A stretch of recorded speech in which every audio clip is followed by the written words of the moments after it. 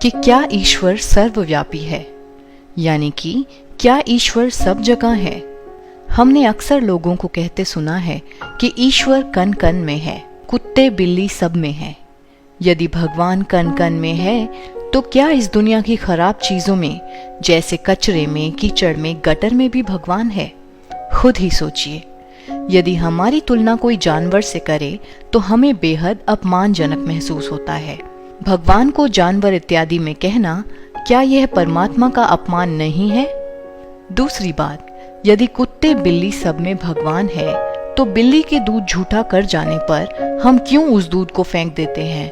इस हिसाब से तो हमें वह दूध पी लेना चाहिए, वह तो प्रसाद बन गया ना। इसके अलावा लोगों ने ये भी कहा कि आत्मा ही परमात्मा है, मुझ में भी है, तुझ में भी है। जरा सोचिए, अगर कोई बीमार पड़ जाता है तो भगवान को पुकारता है, हे भगवान मेरे दुख हरो। यदि उसके अंदर ही भगवान है तो वो किसे पुकार रहा है? इससे स्पष्ट है कि भगवान उसके अंदर नहीं है। आज चारों ओर पाप छाया हुआ है।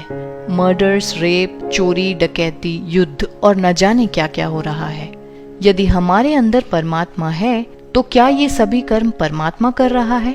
और इसका यदि दूसरा पहलू देखें और एक बार के लिए मान भी लें कि भगवान हर जगह है, तो जहाँ गुणी होता है वहाँ गुण अवश्य होता है। जैसे यदि एसी चालू है तो उसकी ठंडक अवश्य होगी, सूरज अगर आकाश में है तो उसकी रोशनी अवश्य होगी, और आग यदि जल रही है तो उसका सेक अवश्य होगा। ठीक उसी प्रकार भगवान यदि आसपास है तो उसके गुण भी इस दुनिया में चारों ओर दिखने चाहिए। वो पवित्रता का सागर है, प्रेम का सागर है, दया का सागर है, आनंद का सागर है। पर हमें तो आज का मनुष्य इन सभी गुणों के विपरीत ही नजर आ रहा है। भगवान हमारे बाजू में बैठा हो और उसके गुणों के संग का रंग हमें ना लगे, ऐसा कैसे हो सकता है?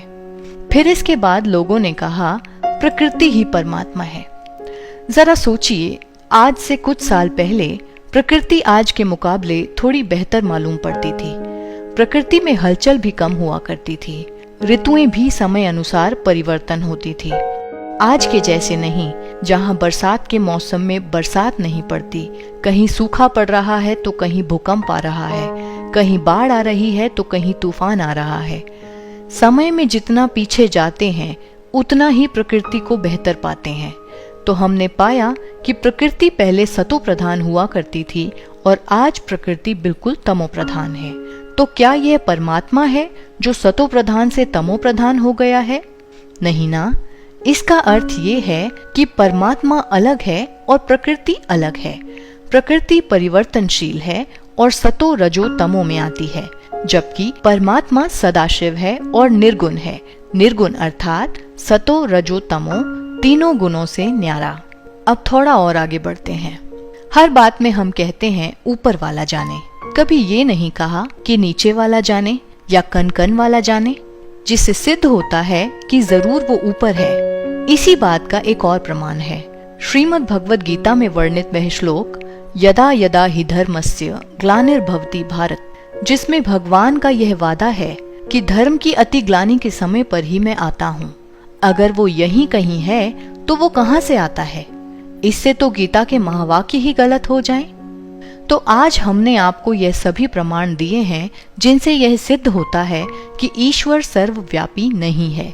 वो तो ऊंचे से ऊंचे धाम परम धाम का रहने वाला है, जिसके लिए ही सभी धर्म पिताओं ने भी इशारा ऊपर की ओर ही दिया है।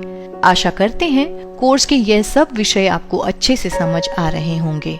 मिलते हैं राजयोग के अगले लेसन के साथ, तब तक शिव बाबा की याद में रहें। और अब होमवर्क टाइम।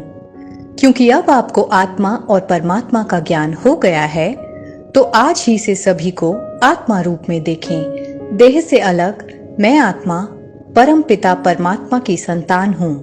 हम सभी आत्मा एक पिता की संतान भाई भाई हैं। ओम शांति।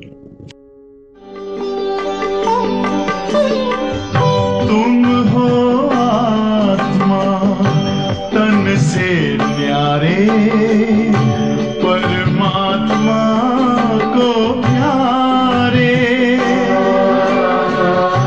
दिव्य गुणों